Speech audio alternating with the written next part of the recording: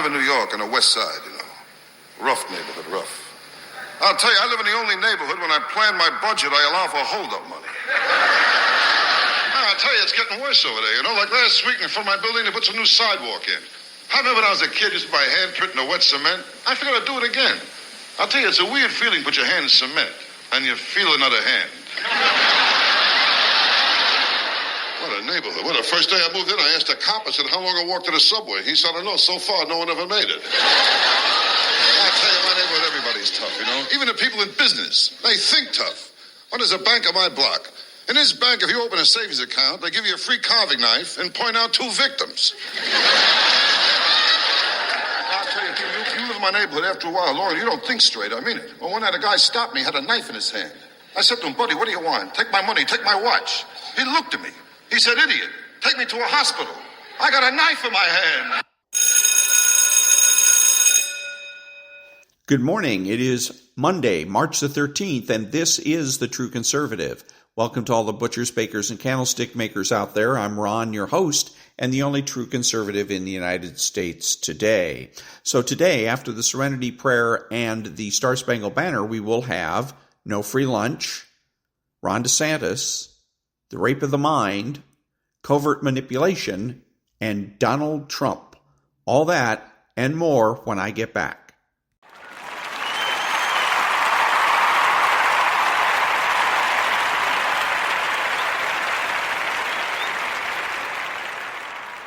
God, grant me the serenity to accept the things I cannot change, the courage to change the things I can, and the wisdom to know the difference.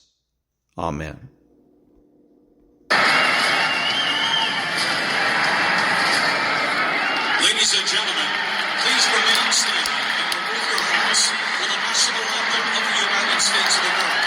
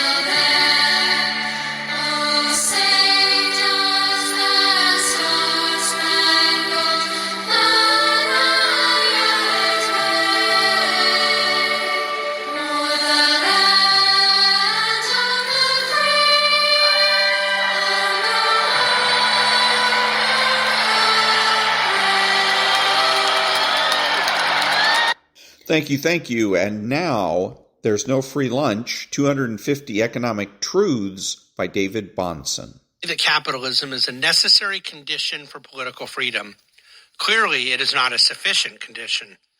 Fascist Italy and fascist Spain, Germany at various times in the last 70 years, Japan before World Wars I and II, Tsarist Russia in the decades before World War I, are all societies that cannot conceivably be described as politically free. Yet in each, private enterprise was the dominant form of economic organization. It is therefore clearly possible to have economic arrangements that are fundamentally capitalist and political arrangements that are not free. Milton Friedman. China would be the other example under and after Deng Xiaoping, necessary but not sufficient. A truly free society will have economic, political, and civic freedom, and all three will feed on each other. Having one enhances the possibilities with the others, but it guarantees no such thing. One can have marginal economic freedom without full political freedom, but one cannot have political freedom without economic freedom. One, economic, makes the other, political, possible but not assured.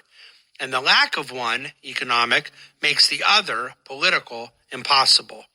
The durability of an imperfect economic freedom in a politically unfree society remains a sizable question on the world stage. And that was There's No Free Lunch by David-Bahnsen. Back in a minute.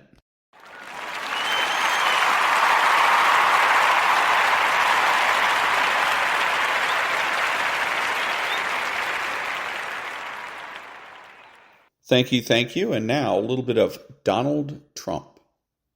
Has anyone noticed that inflation is getting worse? Just asking. Inflation is a self-inflicted wound. There was no reason this should have ever happened to our country. Name one thing that has gone well for America during the last 2 years. Then add the ravages of inflation, and you've got yourself a mess. It has been a very tough period for the U.S., but we will quickly make America great again, I promise. We will make America great again, and we will put America first. And that was Donald Trump. Back in a minute.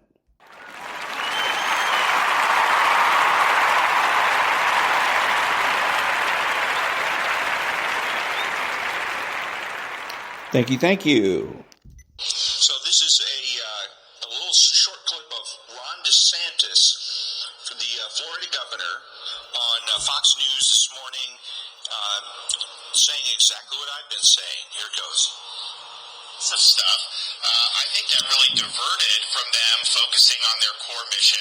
I also look at it and say we have such a morass of federal regulations. We have a massive federal bureaucracy, and yet they never seem to be able to be there when we need them to be able to prevent something like this. That's exactly my point entirely, is that if we're going to regulate, I say that regulation is crap, because the idea is that some people, the people that work for government, are inherently more trustworthy than the people that work for business, and that's just ridiculous on its face. But I've been outvoted. Okay, I live in a democracy. Everybody else thinks that regulation is swell. Fine, we regulate. All I'm asking for is let's get our money's worth. If you're going to regulate, damn it, regulate. And as he just said, as Governor DeSantis just said, why weren't they there to prevent this from happening? Because that's the implicit promise with regulation. We will make sure that consumers stay safe and that consumers are not ripped off. Well, where is it? Back in a minute.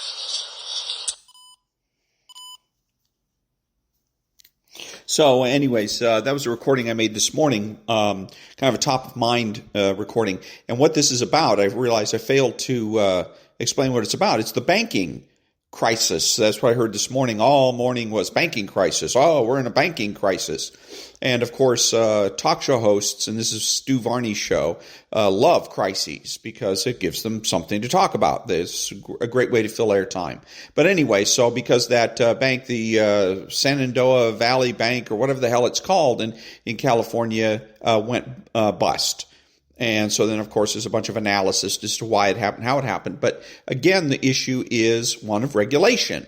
If there's banks are regulated, so why weren't the regulators there to make sure that this bank wasn't going to go belly up? This bank, supposedly, what had happened was they had gotten some long-term bonds, 10-year bonds, but they were locked in. They weren't flexible, that are going to move with the market.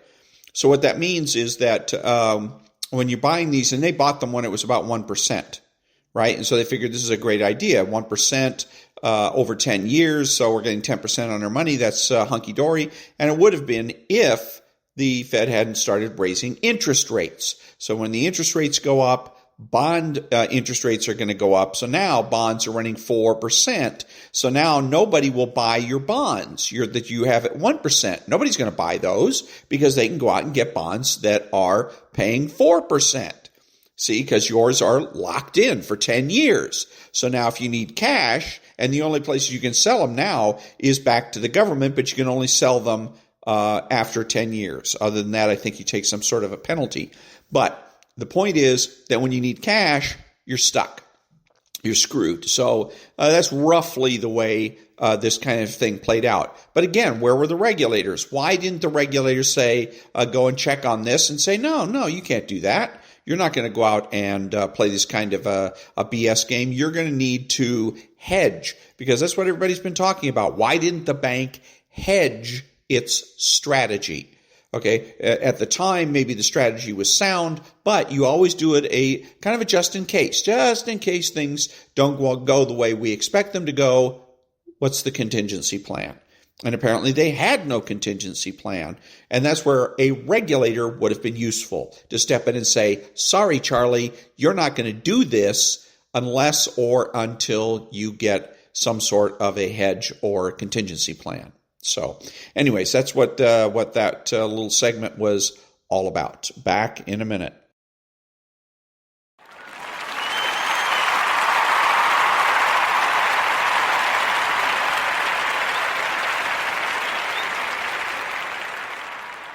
Thank you. Now, 9 minutes of the rape of the mind, and this is called political conditioning.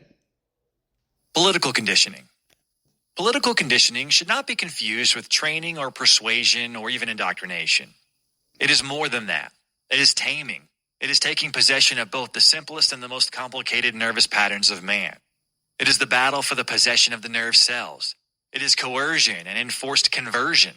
Instead of conditioning man to an unbiased facing of reality, the seducer conditions him to catchwords, verbal stereotypes, slogans, formulas, symbols. Pavlovian strategy in the totalitarian sense means imprinting prescribed reflexes on the mind that has been broken down. The totalitarian wants first the required response from the nerve cells, then control of the individual, and finally, control of the masses. The system starts with verbal conditioning and training by combining the required stereotypes with negative or positive stimuli, pain or reward. In the POW camps in Korea, where there was individual and mass brainwashing, the negative and positive conditioning stimuli were usually hunger and food. The moment the soldier conformed to the party line, his food ration was improved. Say yes, and I'll give you a piece of candy. The whole gamut of negative stimuli, as we saw them in the Schwabel case, consists of physical pressure, moral pressure, fatigue, hunger, boring repetition, confusion by seemingly logical syllogisms. Many victims of totalitarianism have told me in interviews that the most upsetting experience they faced in the concentration camp was the feeling of loss of logic, the state of confusion into which they had been brought, the state in which nothing had any validity. They had arrived at the Pavlovian state of inhibition, which psychiatrists call mental disintegration or depersonalization. It seemed as if they had unlearned all their former responses and had not yet adapted new ones. But in reality, they simply did not know what was what. The Pavlovian theory translated into a political method as a way of leveling the mind, the Nazis called it Gleichschaltung, is the stock in trade of totalitarian countries. Some psychiatric points are of interest because we see that Pavlovian training can be used successfully only when special mental conditions prevail. In order to tame people into the desired pattern, victims must be brought to a point where they have lost their alert consciousness and mental awareness. Freedom of discussion and free intellectual exchange hinder conditioning. Feelings of terror, feelings of fear and hopelessness, of being alone, of standing with one's back to the wall must be instilled. The treatment of the American prisoners of war in the Korean POW camps followed just such a pattern. They were compelled to listen to lectures and other forms of daily word barrage. The very fact that they did not understand the lectures and were bored by the long sessions inhibited their democratic training and conditioned them to swallow passively the bitter doctrinal diet. For the prisoners were subjected not only to a political training program, but also to an involuntary taming program. To some degree, the communist propaganda lectures were directed toward retraining the prisoners' minds. This training our soldiers could reject, but the endless repetitions and the constant sloganizing, together with the physical hardships and deprivations the prisoners suffered, caused an unconscious taming and conditioning against which only previously built-up inner strength and awareness could help. There is still another reason why our soldiers were sometimes trapped by the communist conditioning. Experiments with animals and experiences with human beings have taught us that Threat, tension, and anxiety in general may accelerate the establishment of conditioned responses, particularly when those responses tend to diminish fear and panic. Spence and Farber. The emergency of prison camp life and mental torture provide ideal circumstances for such conditioning. The responses can develop even when the victim is completely unaware that he is being influenced. Thus, many of our soldiers developed automatic responses of which they remained completely unconscious. Seagal. But this is only one side of the coin. For experience has also shown that people who know what to expect under conditions of mental pressure can develop a so-called perceptual defense, which protects them from being influenced. This means that the more familiar people are with the concepts of thought control and menticide, the more they understand the nature of the propaganda barrage directed against them, the more inner resistance they can put up, even though inevitably some of the Inquisitor's suggestions will leak through the barrier of conscious mental defense. Our understanding of the conditioning process leads us also to an understanding of some of the paradoxical reactions found among victims of concentration camps and other prisoners. Often those with a rigid, simple belief were better able to withstand the continual barrage against their minds than were the flexible, sophisticated ones, full of doubt and inner conflict. The simpler man with deep-rooted, freely absorbed religious faith could exert a much greater inner resistance than could the complex, questioning intellectualist. The refined intellectual is much more handicapped by the internal pros and cons. In the totalitarian countries, where belief in Pavlovian strategy has assumed grotesque proportions, the self-thinking, subjective man has disappeared. There is an utter rejection of any attempt at persuasion or discussion. Individual self-expression is taboo. Private affection is taboo. Peaceful exchange of thoughts and free conversation will disturb the conditioned reflexes and therefore taboo. No longer are there any brains, only conditioned patterns and educated muscles. In such a taming system, neurotic compulsion is looked upon as a positive asset instead of something pathological. The mental automation becomes the ideal of education. Yet the Soviet theoreticians themselves are often unaware of this, and many of them do not realize the dire consequences of subjecting man to a completely mechanistic conditioning. They themselves are often just as frightened as we are by the picture of the perfectly functioning human robot. This is what one of their psychologists says. The entire reactionary nature of this approach to man is completely clear. Man is an automaton who can be caused to act as one wills. This is the ideal of capitalism. Behold the dream of capitalism the world over, a working class without consciousness, which cannot think for itself, whose actions can be trained according to the whim of the exploiter.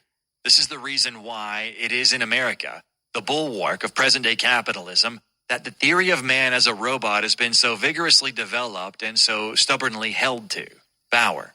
Western psychology and psychiatry, although acknowledging its debt to Pavlov as a great pioneer who made important contributions to our understanding of behavior, takes a much less mechanical view of man than do the Soviet Pavlovians.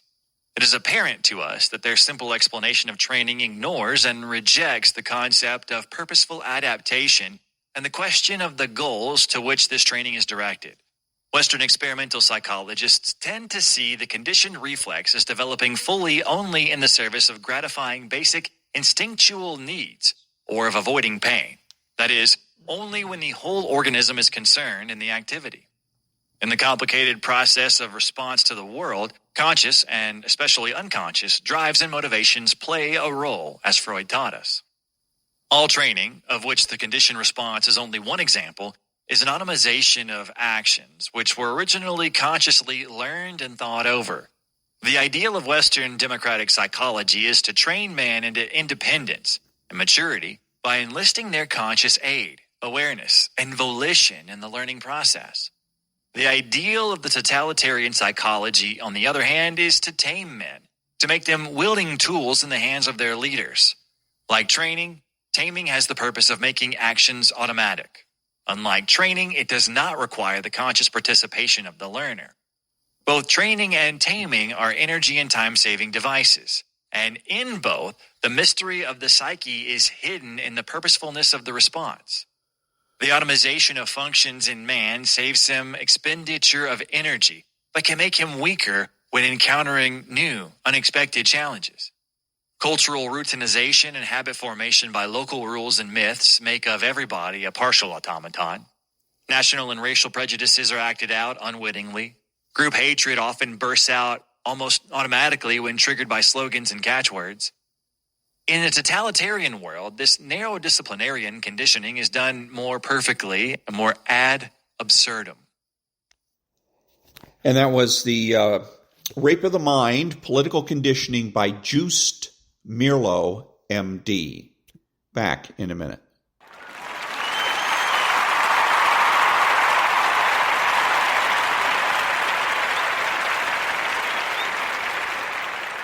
Thank you. And now, 30 Covert Emotional Manipulation Tactics, How Manipulators Take Control by Adeline Birch. 3.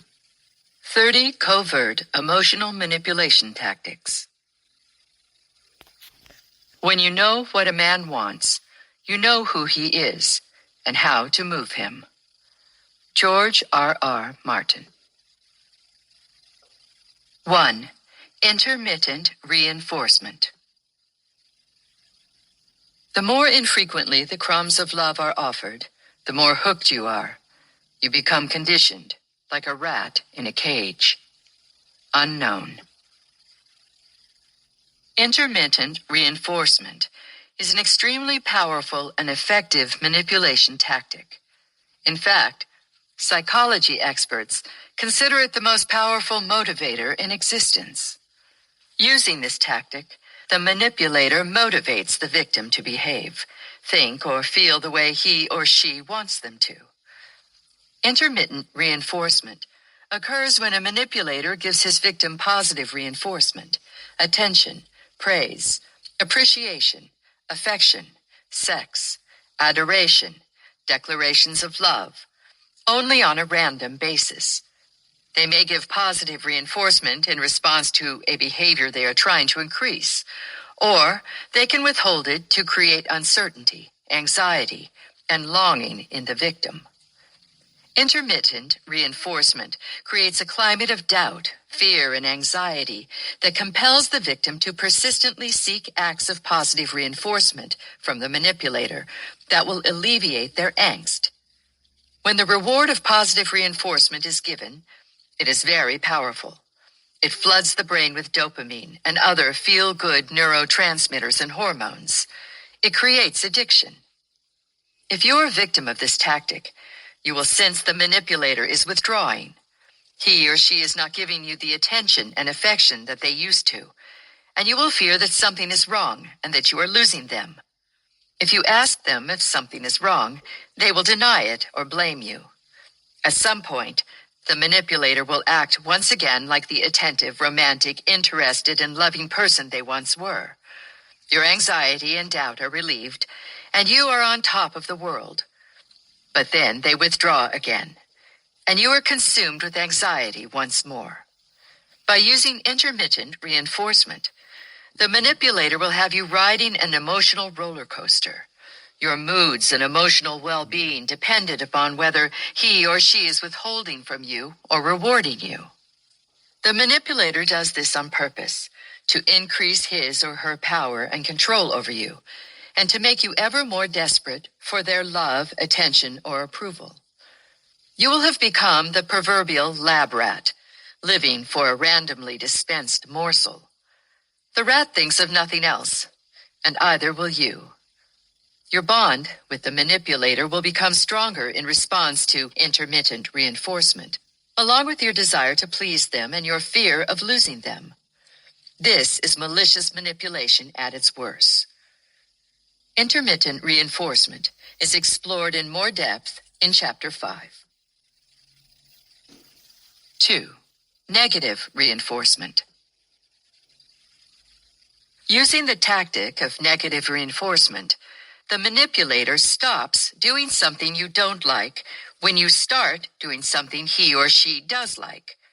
This makes it more likely that you will do what they like in the future. For example, you behave in some way the manipulator does not want you to. Perhaps you go out with your friends on Friday nights or refuse to participate in some sexual activity you are averse to. In response, they engage in behavior that hurts you, such as withholding affection or giving you the silent treatment. The manipulator stops withholding affection or giving you the silent treatment when you start acting the way he wants, such as promising to give up your Friday get-togethers or engaging in the sexual activity he desires. It's very simple. The manipulator knows you are likely to give in eventually in order to stop his or her hurtful actions. It is an effective way to get you to behave the way they want you to, and to make you more likely to behave that way again. 3. Backing into an emotional corner. You always overact. You're unstable. You have a problem with anger. You're crazy. A manipulator will say such things after intentionally causing you to have an emotional meltdown. The purpose is to create a confusing and emotional scene that will distract you from an issue you confronted the manipulator about. The issue instead becomes your apparent emotional instability. This tactic also allows the manipulator to gain more power and control. Here's an example of how this tactic is put into play. You are upset by something the manipulator did, and you confront him or her about it. Perhaps he did something that aroused your suspicion or angered you. The manipulator does not want to confront the issue at hand, so he obfuscates it by turning the focus onto you by using your emotions against you. He does not mention the issue you brought up. Instead, he immediately shifts the focus to your apparent insecurity or jealousy or suspicious nature, which he says is unacceptable. You become defensive, frustrated, and upset. The manipulator seizes on your emotional upset and says something like, "You already know I won't tolerate you raising your voice at me," or, "Is it PMS time again?" or, "You're not trying to pick another fight, are you?" or, "I can see you're headed toward one of your meltdowns." This will increase your frustration and make you become even more emotional. Then the manipulator will tell you that he can't deal with this anymore, that he's becoming tired of your drama and your overreaction. At this point, if you haven't done so already, you'll have an emotional meltdown and then collapse into frustrated sobs. Then the manipulator will announce that you're unstable or crazy or abusive, or that you have an anger management problem, and says that he will leave you if you can't get yourself under control. The manipulator backed you into an emotional corner. Predictably, you came out swinging. The manipulator will storm off in feigned anger and begin a protracted episode of the silent treatment, which is yet another way to avoid the real issue, and another manipulation tactic. You are ashamed at how you acted and feel disappointed in yourself. You can't understand why you keep going off the deep end. You will come to believe that you actually do have an emotional problem, one that is sabotaging your previously wonderful relationship. You vow to yourself not to let it happen again, but suppressing your frustration only guarantees that your buttons will be even easier to push next time. You unwittingly enter a vicious cycle with no way out. When you've been backed into an emotional corner, acting out does not mean you're crazy or that you have an anger management problem. It means you're a normal person reacting to an intensely stressful situation. But when you have an emotional reaction to that stress, you're made to believe you have a problem. Your emotional reactions to manipulation are not the problem. The manipulation is the problem. This is psychological warfare at its lowest. 4. Shifting the focus. Shifting the focus usually happens along with the tactic of backing into an emotional corner. But it can happen even if you confront a manipulator in a matter-of-fact way, without emotional drama, and he or she has something to hide. With this tactic, you attempt to talk about a concern you have with the manipulator, such as a suspicion that he or she is cheating on you. Instead of dealing with the stated concern, the manipulator simply denies your allegations, expresses incredulity that you could even think such a thing about them, and then discusses the real problem. your supposed character flaws such as insecurity or jealousy, making it clear that they find it highly unattractive. Since this is yet another tactic that makes you believe the relationship is in trouble and it is your fault, you learn not to ask questions and instead doubt your suspicions and yourself. An interesting and surprising common example of shifting the focus. You have strong suspicions that your partner is having an affair. Gaining access to his or her email or text messages reveals evidence that supports your suspicions. You confront the manipulator with the evidence, and the focus is immediately shifted to your invasion of his or her privacy, and ironically to your lack of trust. Somehow it works. Manipulators will try anything, no matter how outrageous it may be, and they are often successful. And that was the first 3, or is that 4, of the 30 covert emotional manipulation tactics by Adeline Birch. Back in a minute.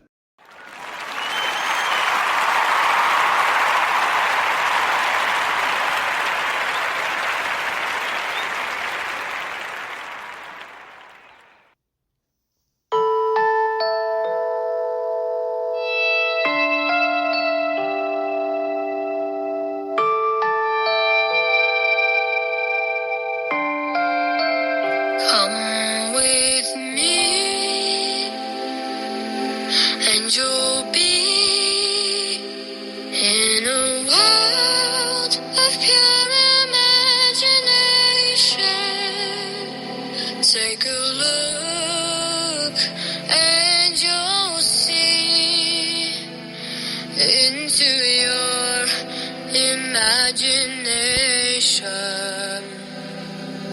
We'll begin with a spin, traveling in a world of my creation. What we'll see will defy explanation.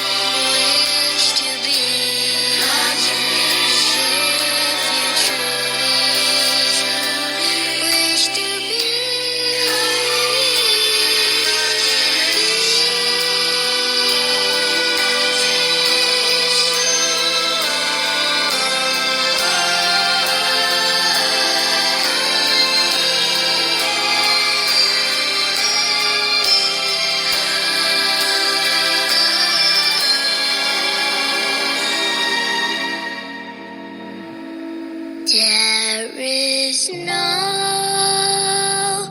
life I know to compare with pure imagination. Living there, you'll be free if you truly wish to be. Living there, you'll be free if you truly wish to be.